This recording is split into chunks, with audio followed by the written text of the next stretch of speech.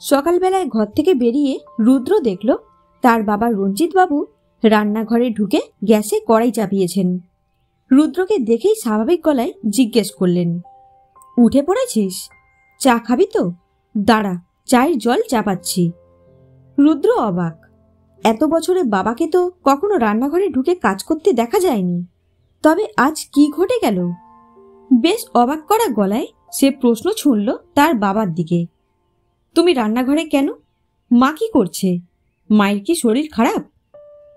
আগের মতোই খুব স্বাভাবিক গলা নিয়ে রঞ্জিতবাবু উত্তর দিলেন, না না, শরীর খারাপ হবে কেন? তোর মা তো ছাদে গেছে গাছগুলোতে জল দেওয়ার জন্য। রুদ্র অবিশ্বাস্য ভঙ্গিতে দাঁড়িয়ে থাকে রান্নাঘরে। বাড়ির এমন পরিস্থিতি আজন্মে দেখা নেই তার। সুমেধাও বাড়িতে নেই, কাল মায়ের কাছে গেছে, কবে ফিরবে বলে যায়নি কিছু।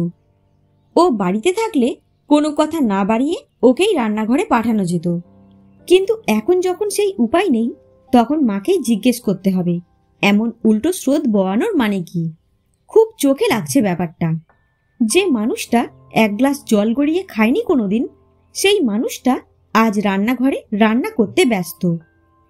বাবাকে কিছু না বলে সোজা ছাদে উঠে গেল রুদ্র। সর্বরী তখন ছাদে নতুন ফুটে ওঠা সূর্যমুখীকে দেখতে ব্যস্ত। রুদ্র কোনো ভূমিকা না করে সোজাসুজি মাকে প্রশ্ন করে বসল, কি ব্যাপার মা, বাবা আজ রান্নাঘরে কেন? সর্বরী গাছের হলুদ পাতাগুলোকে বাদ দিতে দিতেই উত্তর দিলেন, রান্নাঘরে মানুষ কি করে? রান্না করে। আজ তোর বাবা রান্না করবে বলেই রান্নাঘরে গেছেন। এই জিজ্ঞেস করতে ছাদ অবধি উঠে এলি বাবা? পারিসও বটে তুই। নিচে চল, চা খাবি, তোর বাবা চায়ের জল চাপিয়েছে। এটা কি নাটক হচ্ছে মা? জন্মে থেকে দেখলাম না বাবা সংসারের কাজ করে বলে, আর আজ মানুষটাকে পাঠিয়েছ রান্না করতে? তোমার মাথা টাথা ঠিক আছে তো? সর্বরী একগাল হেসে বললেন, মাথা আমার ঠিকই আছে। কোথায় লেখা আছে পুরুষ মানুষ সংসারের কাজ করে না? আজ সংসারের কাজগুলো তোর বাবা করবে। এই যেমন রান্না করা, তারপর রান্নাঘর গুছিয়ে রাখা, তারপর সবাইকে খেতে দেওয়া, ফিল্টার থেকে জলের বোতলগুলো ভরা, এই আর কি। মোট কথা আমি যা যা করি তার সবটুকু করবে আজ তোর বাবা। ও আচ্ছা, আর তুমি কি করবে শুনি? তোর বাবা যা করে আজ আমি সেটাই করব। রুদ্র মনে করার চেষ্টা করল সকালে উঠে তার বাবা ঠিক কি করে।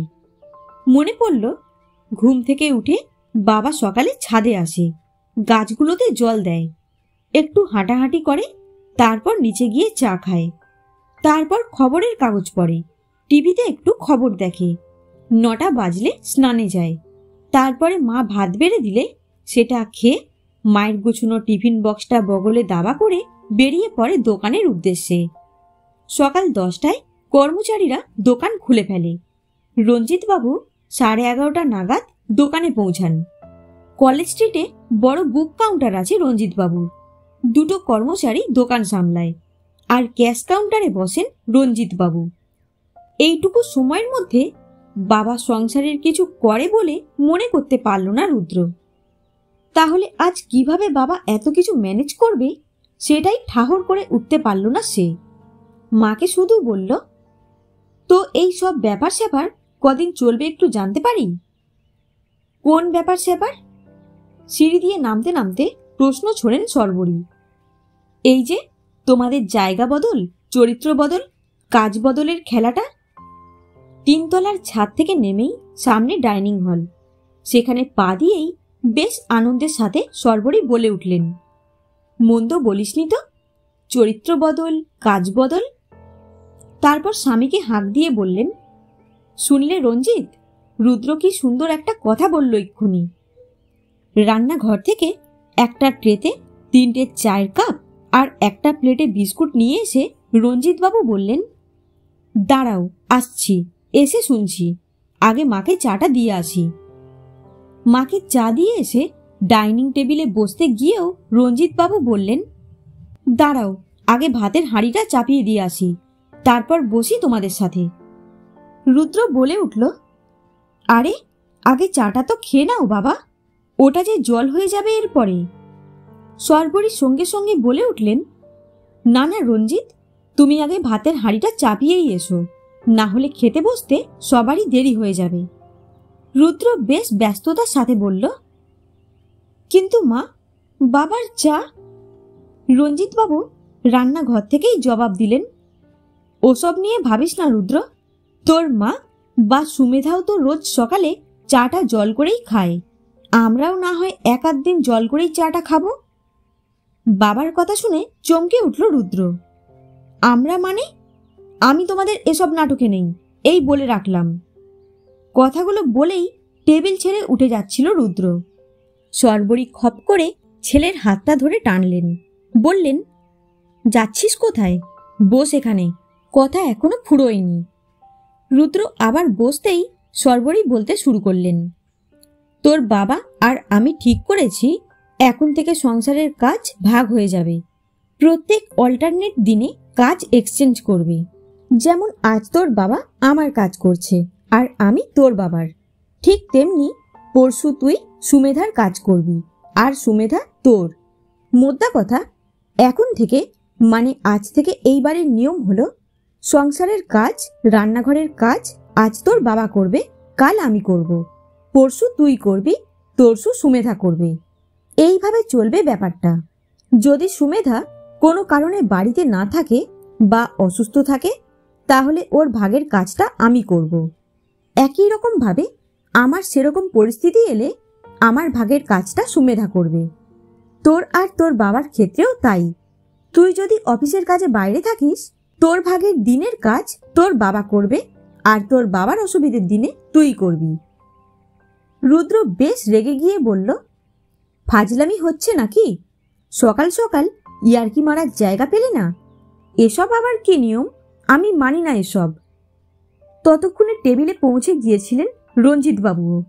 তিনি ছেলের কথা শুনে বললেন, তোর মা মোটেও ইয়ার্কি করছে না রুদ্র, এটা এখন থেকে এবারই নিয়ম হলো, আর এই নিয়ম তোর মা না, আমি তৈরি করেছি।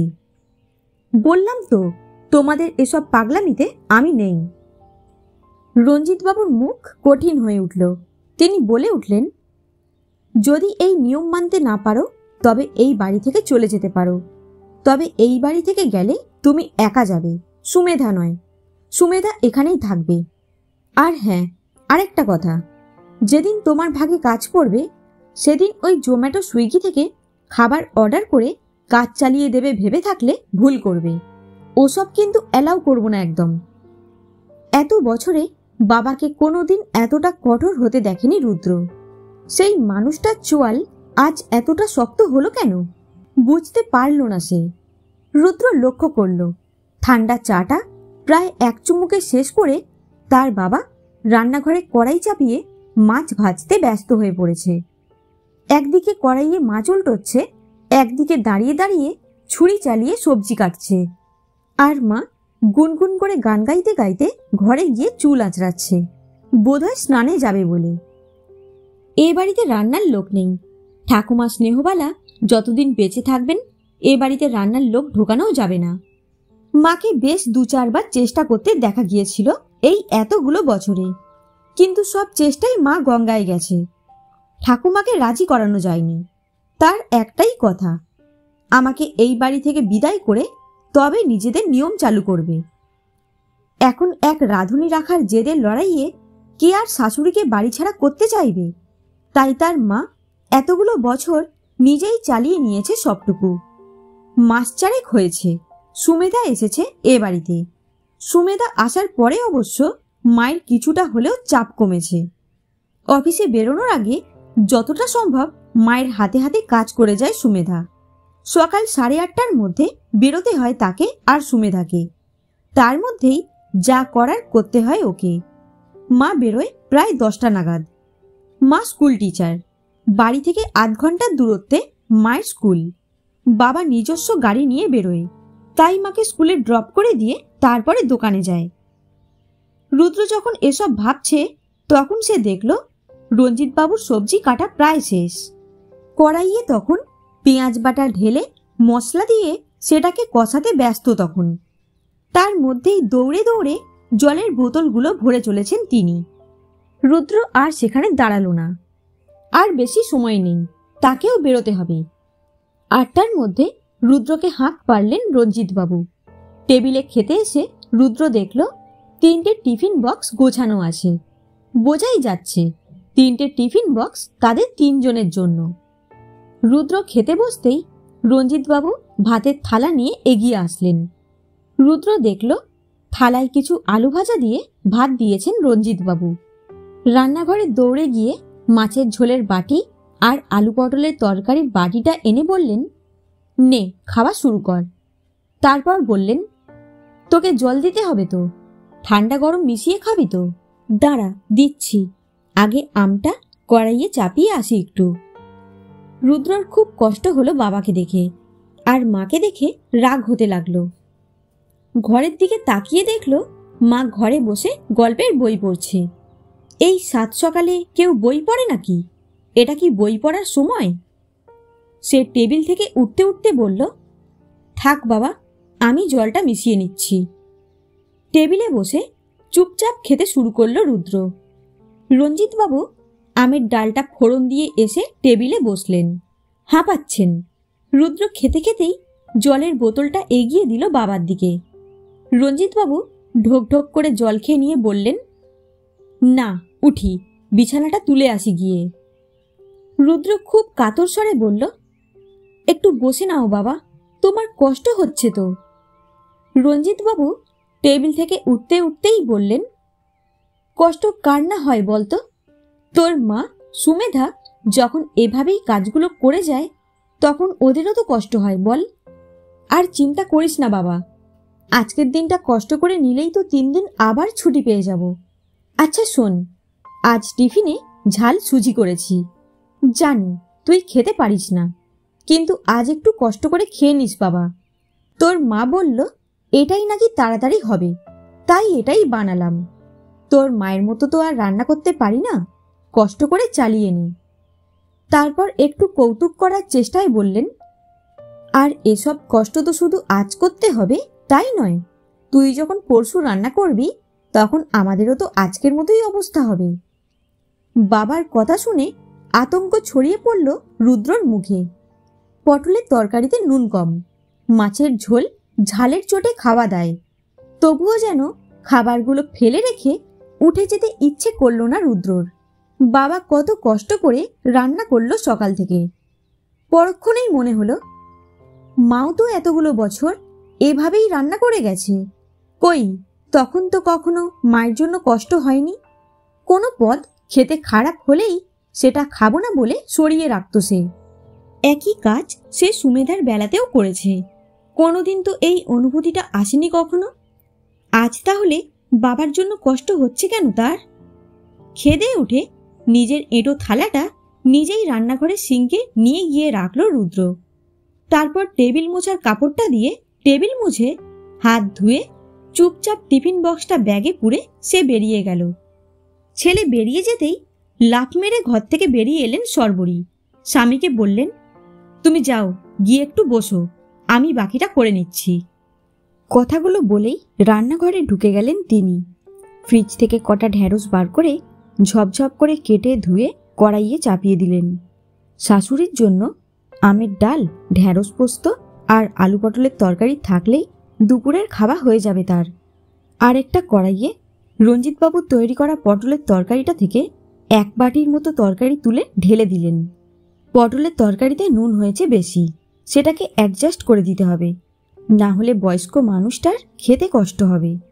2টো ওভানে তরকারি দুটো হতে হতেই সমস্ত জলের বোতলগুলো ভরে ফেললেন তিনি। রঞ্জিতবাবু স্নানে ঢুকেছিলেন। সর্বরীর আগেই স্নান হয়ে গিয়েছিল। সর্বরী বাথরুমের বাইরে থেকেই বললেন, এই শুনছো, তোমাকে আর তোমার জামা কাপড় ধুতে হবে না, তুমি বেরিয়ে আসো, আমি ধুয়ে মেলে দেব ওইগুলো। রঞ্জিতবাবু স্নান সেরে এসে দেখলেন তার স্ত্রী শাশুড়ি মায়ের দুপুরের খাবারটা বেড়ে রেখে ঢাকা দিয়ে রেখেছেন। রঞ্জিতবাবু বললেন, মায়ের সকালের টিফিনটা তো দেওয়া হয়নি সর্বরী। সর্বরী হাসতে হাসতে বললেন, গিয়ে দেখে এসো, মা দুধ রুটি কলা খাচ্ছেন আর টিভি দেখছেন। তারপর একটু থেমে বললেন, তোমার ছেলেকে শিক্ষা দিতেই তো এত কর্মকাণ্ড করা, না হলে এতকাল পেরিয়ে এসে তোমায় দিয়ে সংসারের কাজ করাই। রঞ্জিতবাবু হাসতে হাসতে বললেন, ব্যাটার বোধহয় খুব কষ্টবোধ হয়েছে গো, না হলে খেতে বসে জলের বোতলে ঠান্ডা জল, এমনি জল নিজেই মিশিয়ে নেয়। তবে খারাপ লাগলো, সকালে খেতে বসে জুৎসই করে খেতে পারল না ছেলেটা। পটলের তরকারিটাতে নুন বেশি হয়ে গেল, মাছটাতে ঝাল বেশি হয়ে গেল। সর্বরী স্বামীর কথা রেস্ট এনে বললেন, তবু দেখো কিচ্ছুটি বলল না, চুপচাপ খেয়ে নিল। এই যদি আমি বা সুমেধা রান্না করতাম, খাবো না বলেই সরিয়ে রাখত। হ্যাঁ, টিফিন বক্সটাও তো দেখলাম, চুপচাপ তুলে নিয়ে গেল। হয়তো আমি কষ্ট পাবো বলেই কিছু বলল না। দেখো, টিফিনে ব্যাটা ঠিক ক্যান্টিন থেকে খাবার কিনে খাবে, আর এই টিফিনটা ডাস্টবিনে ফেলবে। যা ইচ্ছে হয় করুক গিয়ে, এখানে যে নেব না বলেনি, এটাই যথেষ্ট আমাদের কাছে। নাও চলে এসো, আমরাও খেতে বসি। পটলের তরকারিটা একটু ঠিকঠাক করলে সর্বরী? হ্যাঁ, মায়ের এক বাটি তরকারি ঠিক করে দিয়েছি, বাকিটা যেমন ছিল তেমনি আছে। তুমিও কষ্ট করে বানিয়েছ। রুদ্রটাও সেই তরকারি চুপ করে খেয়ে গেছে, তাই আমরাও না হয় এই তরকারিটাই খাই। তুমি যে রান্না করে খাইয়েছ এই তো অনেক। আজ আমি না থাকলে বা আমি না পারলে এই তরকারিটাই তো সবাই খেত, তাই না? এবার রঞ্জিতবাবু বলে বসলেন, আমরা যা করছি তা থেকে রুদ্র একটু হলেও বদলাবে সর্বরী? থালায় ভাত বাড়তে বাড়তে সর্বরী বলে উঠলেন, বদলাতে তো হবেই রুদ্রকে। বাবা মা হিসেবে এই শিক্ষাটুকু তো আমাদেরই দেওয়া উচিত ওকে। যতদিন ও আমাদের শুধু ছেলে ছিল ততদিন আদরে রেখেছিলাম, ভেবেছিলাম বিয়ে করে সংসার পাতলে নিজে থেকেই দায়িত্ব নিতে শিখবে।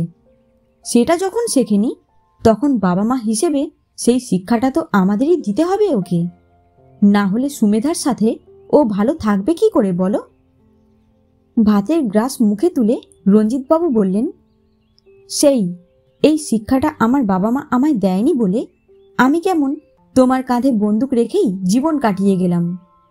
আজ একদিন তোমার জায়গায় নিজেকে রেখে বুঝতে পারছি কতটা কষ্ট করে এই সংসারটাকে চালিয়ে নিয়ে গেছো তুমি। আজ আমার মতো একই জিনিস রুদ্র করছে বলেই তো আজ মনে হলো পরিবর্তন দরকার আছে, তাই তো তোমার কথা মতো শুরু করলাম এসব। আসলে রুদ্র সব সময় দেখে এসেছে সংসারে মেয়েরাই কাজ করে, তাই বোধহয় ভেবে নিয়েছে সংসার চালানোটা মেয়েদেরই দায়। তা কেন হবে বলো তো? সুমেধাও তো ওর বাবা মায়ের একটা মাত্র সন্তান। আমাদের কাছে আমাদের রুদ্র যতটা আদরের, সুমেধাও তো ওর বাবা মায়ের কাছে ততটাই আদরের, বলো? বিয়ের আগে ওই মেয়েটাও তো এক গ্লাস জল গড়িয়ে খায়নি। সেই মেয়েটা এই সংসারে এসে যা করছে সেটাই যথেষ্ট নয় কি? তোমার মা তার শাশুড়ির কাছে কষ্ট পেয়েছেন বলে তিনি আমায় কষ্ট দিয়ে আনন্দ পেয়েছেন, বা আজও পাচ্ছেন। আমিও যদি সেই একই কাজ করি তাহলে জেনারেশন গ্যাপটা এলো কোথায়? আধুনিক হলাম কোথায় বলো তো? রুদ্র সুমেধা দুজনেই অফিস করে, দুজনেরই পরিশ্রমের কাজ, সবটাই বুঝি। বাড়িতে এসে গায়ে এলিয়ে দিতে পারলেই শান্তি পায় যেন। কিন্তু ঘরের কাজগুলোও তো কাজ, সেগুলো যদি কাউকে একা করতে হয় আর বাইরের টুকু সেরে এসে একা একা ঘরের কাজ করতে হয়, তাহলে তার রাগ কেন হবে না বলতে পারো? একটু, সামান্য একটু সহযোগিতা যদি একে অপরকে করে দুজনে, তাহলে বোঝাপড়া বা প্রেম ভালোবাসাটাও তো বাড়বে। না হলে দুটোতে ঝগড়া করবে আর সুমেধা রাগ করে মায়ের কাছে পালিয়ে যাবে। এই করে কি সংসার হয় নাকি তুমি বলো? মেয়েটা ভালোবেসে নিজের পরিবার, নিজের বাবা মাকে ছেড়ে এই সংসারে এসেছে এখানে থাকবে বলে।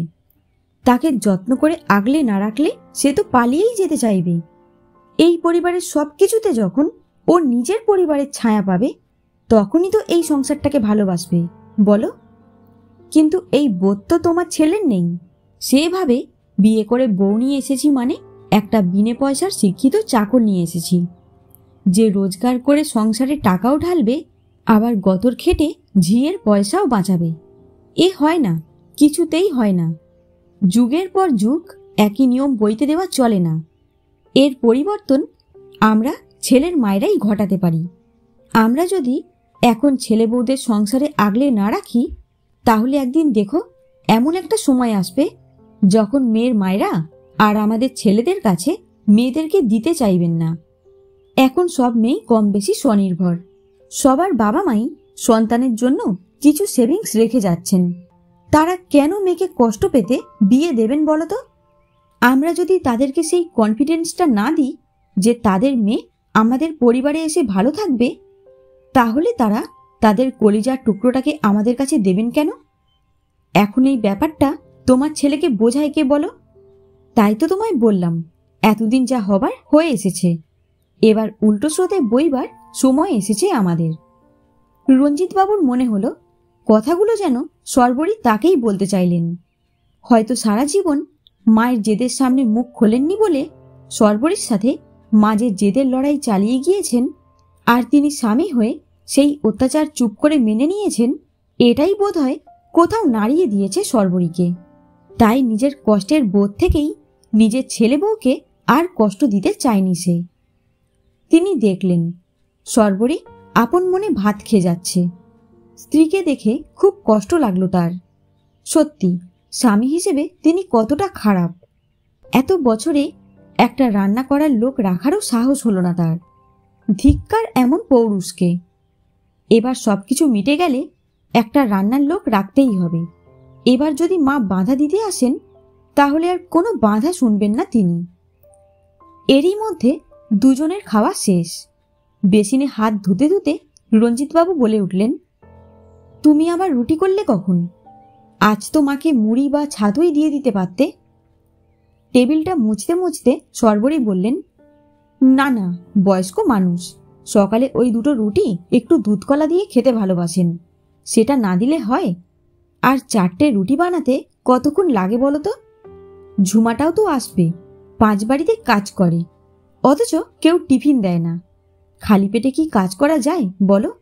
তাই মায়ের জন্য দুটো আর ওর জন্য দুটো, মোট 4টে রুটি সেঁকে রেখেছি। আজ তো অত চাপও নেই, তুমি তো অনেকটাই নামিয়ে দিয়েছ। রঞ্জিতবাবু হাসতে হাসতে বললেন, আমি শুধু ভাবছি পরশুতে রুদ্র কি করবে। আমাকে শেষবেলায় তুমি হেল্প করলে, ওকে তো সেই হেল্পটুকুও করার কেউ থাকবে না। সত্যি রুদ্রর দিনে রুদ্র খুব নাজেহাল হলো। সে মাংসটা বেশ ভালো রান্না করতে পারে, ওটা হোস্টেলে থাকতে শিখেছিল সে। তবে শুধু মাংসই যে রান্না করতে পারে তা নয়, আরও অনেক কাজই সে করতে পারত হোস্টেলে থাকার সময়। হোস্টেলের পরে বাড়িতে ফিরে বেশ কিছুটা কুঁড়েসে হয়েছিল বটে, তবে বিয়ের পরে এই 4 মাসে সে যেন আরও বেশি রকমের কুঁড়ে হয়ে উঠেছে। শুধু মনে হয় ঘরের কাজ করার জন্য সুমেধা আছে, তার কাজ করার কি প্রয়োজন? ঠাকুমাও তো বলে, ঘরে বউ নিয়ে আসার ক্ষমতাই হলো আসল পৌরুষ। রোজগার করে স্ত্রী সন্তানকে প্রতিপালন করাই হলো পুরুষের ধর্ম। স্ত্রী যদি সদিচ্ছায় চাকরি করতে যায় তবে সেটা তার ব্যাপার। স্ত্রী বাইরে কাজ করতে যাবে বলে স্বামীকে কেন ঘরের কাজ করতে হবে? ঠাকুমার কথাগুলোকে কখনো ভুল বলেও মনে হয়নি রুদ্রর, কারণ সে ছোটবেলা থেকেই দেখে এসেছে ঘরের সবটুকু তার মা একা হাতে সামলিয়েছে। তার বাবা শুধু ব্যবসাটুকু দেখেই খালাস ছিল, তবে বাজার হাটটা তার বাবাই করত। সে তো সেটুকুও করে না, শুধু অফিসটুকু করেই দায়িত্ব শেষ তার। এই নিয়েই তো সেদিন সুমেধার সাথে ঝগড়া হয়ে গেল। সুমেধা ওভাবে মুখের উপরে অতগুলো কথা শুনিয়ে দেওয়াতে বড় গায়ে লেগে গিয়েছিল তার। চাকরি করে বলে মাথা কিনে নিয়েছে নাকি? তাই রাগের মাথায় বলে বসেছিল, চাকরি আমার মাও করে, আমার মা যদি চাকরি বাকরি করে সংসারটাকে একা হাতে সামলে নিতে পারে, তাহলে তোমাকেও সেটা করতে হবে। আমাকে সংসারের কোনো কাজ করার জন্য হুকুম করবে না। এই পরিবারের পুরুষরা বাইরে রোজগার করে অর্থনৈতিকভাবে ফ্যামিলিকে সাপোর্ট করে। বউয়ের পিছনে ঘুরঘুর করে ঘরের কাজ করে বেড়ানোতে তারা অভ্যস্ত নয়। যদি একান্তই তোমার এই বাড়িতে থাকতে কষ্ট হয়, তুমি তোমার বাবা মায়ের কাছ থেকে ঘুরে এসো কদিন। সেই কথার পরে সুমেধাও অবশ্য তার মায়ের কাছে চলে গেছে, এ বাড়িতে আর থাকেনি। সর্বরী জিজ্ঞেস করেছিলেন, হঠাৎ বাড়ি যাচ্ছ যে? তোমার বাবা মায়ের শরীর ভালো আছে তো? সুমেধা শাশুড়িকে কিছু বুঝতে না দিয়ে বলেছিল, না মণিমা, বাবা মায়ের কিছুই হয়নি, এমনি মায়ের জন্য খুব মন খারাপ করছে, কদিন থেকে আসি। সর্বরী কিছু বুঝতে না দিয়ে বলেছিলেন, এটা আবার জিজ্ঞেস করে করতে হয় নাকি? এটাও তোমার বাড়ি, ওটাও তোমার বাড়ি, যেখানে যখন যতদিন খুশি তুমি থাকবে, ব্যাপারটা একই। যাও, কদিন ঘুরেই এসো ও বাড়ি থেকে, তাহলে তোমার বাবা মায়ের মনটাও বেশ ভালো থাকবে। তারপরেই বাড়িতে এই কাণ্ড বাঁধিয়ে বসলো বাবা মা। রুদ্র কিছুতেই বুঝতে পারে না হঠাৎ করে এমন খেয়াল কেন হলো তার বাবার। যেচে পড়ে কেন এই ঘাম ঝরাচ্ছে সেটাও বোঝা দেয়, কিন্তু তবুও এই বয়সে এসে হঠাৎ করে মায়ের পাশে থাকায় মাও বেশ খুশি খুশি মেজাজে আছে এই কদিন। সেদিন বাবার তৈরি করা ঝাল সুজিটা টিফিন টাইমে খেতে কষ্ট হলেও টিফিনটা রুদ্র সত্যি খেয়েছিল, ফেলে দেবে ভেবেও ফেলতে পারিনি। মনে পড়ে গিয়েছিল আগুনের সামনে দাঁড়ানো বাবার ঘামে ভেজা মুখটাকে। আজ সেও এসেছে রান্নাঘরে। গতকাল মায়ের ডেট ছিল রান্না আর সংসারের কাজ করার। গতকাল মা ডিম করেছিল, তাই ডিম আজ চলবে না। তাই অনেক কিছু ভেবে গতকাল রাত্রেই মাংস কিনে নিয়ে এসেছিল সে। আজ সকালে সবাই গরম গরম ভাত আর মাংস কষা দিয়ে খেয়ে নেবে, সাথে একটু পাঁপড় ভাজা হলেই চলে যাবে। টিফিনেও শুধু রুটি বা পরোটা বানিয়ে নিলেই হয়ে যাবে। মাংস আছে, ওই দিয়েই চালিয়ে দেওয়া যাবে। কিন্তু সমস্যা হলো ঠাকুমাকে নিয়ে। তিনি আবার আজ শুক্তো খেতে চেয়েছেন। মনে মনে ঠাকুমার প্রতি রাগ প্রকাশ করল রুদ্র। বাপের জন্মে কোনোদিন শুক্তো রান্না করেনি যে, তার রান্নার দিনেই বুড়ির শখ জেগেছে শুক্তো খাবার। মায়ের কাছে জিজ্ঞেস করে কোনো রকমের শুক্তোটা রান্না করেছে। তাও কপাল ভালো, গতকালের একটু ডাল নাকি মা সরিয়ে রেখেছিল ঠাকুমার জন্য, সাথে একটু রাখা ছিল লাউয়ের তরকারিও। আজ কালকের ওই ডাল আর লাউয়ের তরকারি দিয়ে ঠাকুমার খাবার পাটটা কোনো রকমে সামলানো গেছে। শুধুমাত্র শুক্তো আর দুটো পটল ভাজা করে দিলেই কাজ চলে যাবে। এই করতেই রুদ্রর প্রায় 8:30 বেজে গেল। তখনও তার স্নান খাওয়া কিছুই হয়নি। করুণভাবে সর্বরীর দিকে তাকিয়ে সে বলল, মা, আর পারছি না, প্লিজ ঠাকুমাকে একটু খেতে দিয়ে দাও তুমি, আমার অফিসে দেরি হয়ে যাচ্ছে। সর্বরী খুব শান্তভাবে বললেন, সেটা বললে শুনবো কেন রুদ্র? দেরি যাতে না হয় তার জন্য আরো 1 ঘন্টা আগে উঠতে হতো তোকে। এখনো তো জলের বোতলগুলো ভরিসনি, নিজের ঘরের বিছানা তুলিসনি, ঠাকুমাকে খেতে দিসনি, আমাদের খাবার দিসনি। মায়েরা তো ফরমাইশ শুনে প্রায় কাঁদো কাঁদো হয়ে রুদ্র বলল, মা প্লিজ একটু হেল্প করে দাও আমায়, না হলে যে অফিস পৌঁছতে পারবো না, আমি লেট হয়ে যাবে আমার। এবার সর্বরী বললেন, এই লেটটা কিন্তু সুমেধারও হয় রুদ্র। যে কষ্টটা আজ তোর হচ্ছে সেই কষ্টটা রোজ রোজ সুমেধাকে করতে হয়। বুঝতে পারছিস কেন তোর বউ তোর কাছে একটু হেল্প চায়? তুই থাকতে যদি নিজের সমস্যা নিয়ে আমাদের কাছে দৌড়ে আসে সুমেধা, তাহলে জানবি সেটা আমাদের কারণ না, তোর লজ্জার বিষয় হওয়া উচিত। তোর বাবা যদি গত পরশু সব কাজ সেরে রেখে দোকানে যেতে পারেন, তুই কেন অফিস যেতে পারছিস না? আমি বাবার থেকে 1.5 ঘন্টা আগে বেরোই, সেটা ভুলছো কেন তুমি? ভুলছি কারণ তুই ভুলে যেতিস তোর বউও আমার থেকে 1.5 ঘন্টা আগে বেরোই। তুই যদি সুমেধাকে আমার সাথে তুলনা করতে পারিস, তাহলে আমি কেন পারবো না তোর বাবার সাথে তোর তুলনা করতে? তারপর স্বামীর দিকে তাকিয়ে সর্বরী বললেন, কি গো, কিছু ভুল বললাম কি? রঞ্জিতবাবু বললেন, একদমই না, যথার্থ বলেছ। ঠিক আছে, আজ তুই যা, তোর বাকি কাজগুলো আমি করে দিচ্ছি, শুধু ঠাকুমাকে খেতে দিয়ে যা, তারপর তৈরি হয়ে নে গিয়ে। ঠাকুমাকে ছাতু বলে দিতেই স্নেহবালা নাক সিটকিয়ে বললেন, ছাতু? আজ দুধ রুটি হয় নাই দাদু ভাই, আর তুমি কেন দিতে এসেছো টিফিন? তোমার মা কই? রুদ্রর অফিসে দেরি হয়ে যাচ্ছে, আজ ঘড়িটা আর ঘড়ি নেই, ঘোড়া হয়ে গেছে যেন।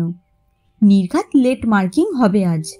তার মধ্যেই বুড়ির শুধু হাজার প্রশ্ন। সে বেশ বিরক্তির স্বরেই বলল, তোমার অত জেনে কাজ কি? মা কোথায়, কি বাবা কোথায়?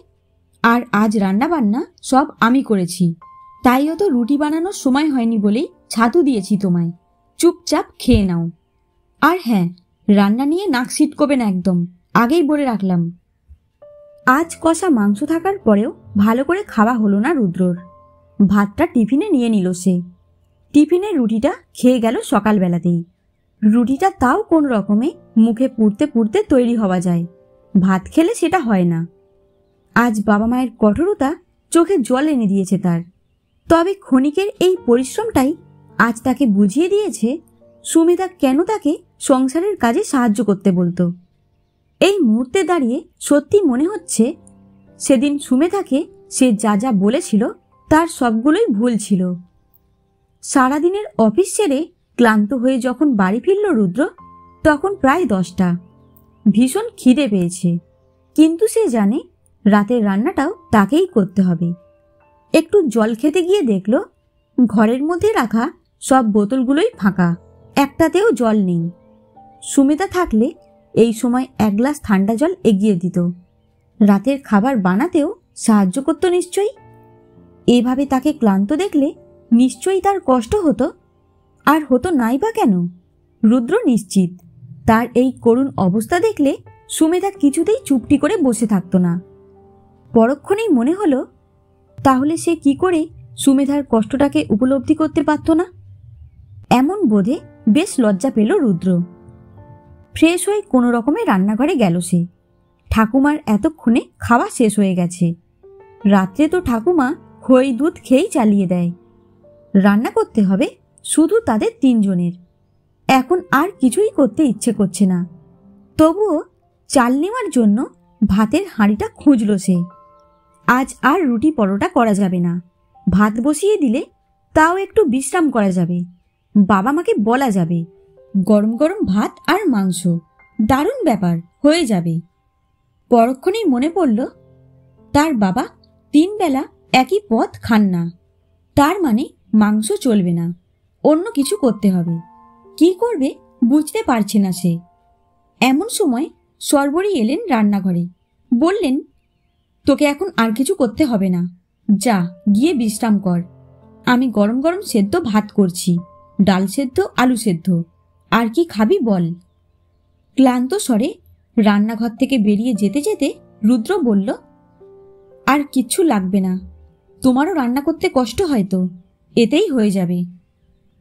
রাত্রে খাওয়া হয়ে গেলে রঞ্জিতবাবু রুদ্রকে বললেন, নে বাবা, তোর আবার 3 দিন ছুটি। পায়ের উপরে পা তুলে রেখে আরাম করে নিস এই 3 দিন। কাল আবার তোর মা যাবে রান্নাঘরে সুমেধার ভাগের দিনের দায়িত্ব করতে। রুদ্র বাবার কথার কোনো উত্তর দিল না। সুমেধার সাথে কথা বলার খুব ইচ্ছে ছিল, কিন্তু শরীর দিল না। সুমেধা যাবার পর থেকে একটাও কথা হয়নি তাদের মধ্যে। কথাটা তারই প্রথম বলা উচিত, কারণ ভুলটা তার তরফ থেকেই প্রথম হয়েছিল। তবুও কথা বলতে পারল না।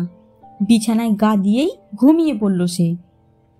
পরের দিন সকালবেলায় ঘুম থেকে উঠেই রুদ্র দেখল তার মা রান্নাঘরে ব্যস্ত, গলদঘর্ম অবস্থা, আর বাবা ঠিক হিসেব মতো খবরের কাগজ পড়ায় ব্যস্ত। ব্রাশ করে নিয়ে মায়ের পাশে গিয়ে দাঁড়ালো রুদ্র। সর্বরী বললেন, উঠে পড়েছিস, দাঁড়া চা বসাই। সর্বরীকে অবাক করে দিয়ে রুদ্র বলল, আজ থেকে সকালের চা তুমি নয় মা, আমি বানাবো, আর আমাদের 4 জনের টিফিনটাও আমিই বানাবো। রাত্রে বাড়ি ফিরে আসলে বলো, কিছু সবজি না হয় কেটে দেব, কিছু জলের বোতলও ভরে দেব। সকালে উঠে সব ঘরের বিছানাগুলো আমি তুলে পরিষ্কার করে রাখবো। এটুকু করে দিলেই কি হবে, নাকি আরো কিছু করতে হবে বলে দাও আমায়। সর্বরী বললেন, সে কি রে, সুমেধা ফিরুক আগে, ওকেও এই নিয়মটা মেনে কাজ করতে দে, তবে তো এসব কাজ ভাগাভাগি হবে। রুদ্র কৃত্রিম রাগ দেখিয়ে বলল, থাক, অনেক হয়েছে, আর নাটক করতে হবে না। আমি বুঝতে পেরে গেছি পায়ের উপরে পা তুলে রেখে চলাটা কোনো সংসারী পুরুষের কাজ নয়। এখন থেকে আর সুমেধাকে কথায় কথায় হুকুম করব না, কথা দিলাম। আর আজই অফিস থেকে ফেরার পথে ম্যাডামকে নিয়ে বাড়ি ফিরব। শুধু একটাই অনুরোধ, সুমেধা যেন জানতে না পারে তুমি আর বাবা আমার গালে এভাবে চাঁটি মেরে আমায় বাস্তবটা শিখিয়েছ। সেদিন রুদ্র অফিসে বেরিয়ে গেলে সর্বরী স্বামীর হাতটা ধরে বললেন, থ্যাংক ইউ সো মাচ রঞ্জিত। তুমি যদি আমায় এভাবে সাহায্য না করতে তাহলে এত তাড়াতাড়ি রুদ্র নিজের ভুলটাকে বুঝে নিজেকে শুধরে নিতে পারত না। রঞ্জিত হাসতে হাসতে বললেন, মা চিরকাল বলে এসেছেন, রঞ্জিত তোর বউ বড় আধুনিকা। কথাটা শুনে বেশ লজ্জাই পেতাম জানো, কিন্তু আজ মনে হচ্ছে তুমি সত্যিই আধুনিকা। আধুনিক মন আর মানসিকতা না থাকলে ছেলে বউকে সংসারে ভালো রাখার জন্য ছেলেকে এভাবে শিক্ষা দিতে পারতে না। আজ তোমাকে কেউ আধুনিকা বললে আর লজ্জা পাবো না গো, গর্বই হবে আমার। ধুঁয়ো উড়োনো গরম ভাতের থালাটা আজ নিজেও যেন তৃপ্ত খুব। কাল থেকে এই চারজন হাসি মুখে তাকে গ্রহণ করবে। ক্লান্ত আর বিস্বাদ মুখে এবারের কেউই আর অন্ন ভক্ষণ করবে না কখনো। শান্তির আর সুখের সংসারের উদাহরণ এর চেয়ে আর কি হতে পারে।